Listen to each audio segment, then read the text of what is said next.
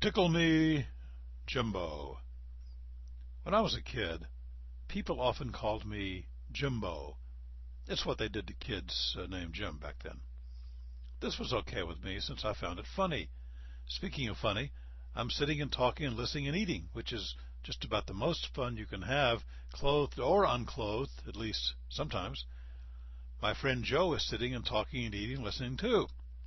This is an opportunity to learn something new, so as it's my wont, I pop out a spontaneous question. When you're alone, do you ever laugh? Joe's eyes grow wider than usual, and instead of answering, she exclaims, "Why, what an unusual question to ask. Why would you ask that?" This gives her time to ruminate and come up with a reply, I suppose. I say, "Oh, just something I wanted to know. You don't have to answer it." But Joe does answer, "Well, yes, I do laugh when I'm alone."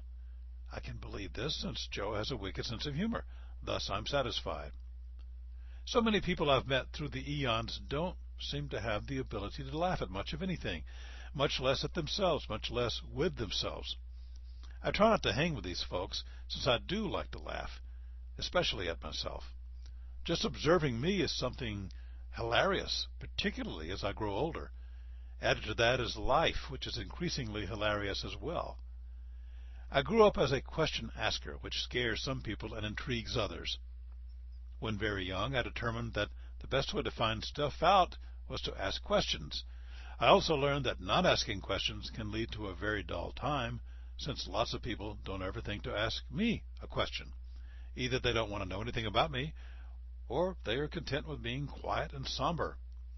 When I don't receive an answer to a question, I learn as much as I'll ever learn from a proper answer.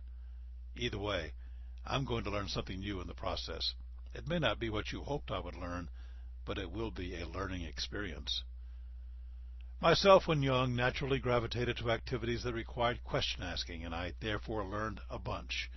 A bunch of primarily useless information, but information that was interesting and exciting and funny and scary, regardless of its uselessness. So, I became a child actor and performer and teacher and reporter and writer, all of which require the asking of questions and further, the listening to answers. I'm never bored. I'm often in the presence of others who are bored, but just asking them questions to get their reaction sometimes makes them forget how much pleasure they are deriving from being bored. It's like shock therapy. As I learned from H.G. Wells and the Pet Shop Boys, people who are bored are people who are being boring. Both states of mind frighten me, so I just go on my merry way, asking and listening and treading the maelstrom that threatens all of us, the maelstrom that wants to bore us to death. Tell me something funny and uncruel, and I'll have a good laugh. If you can't think of anything funny, just say whatever comes into your mind.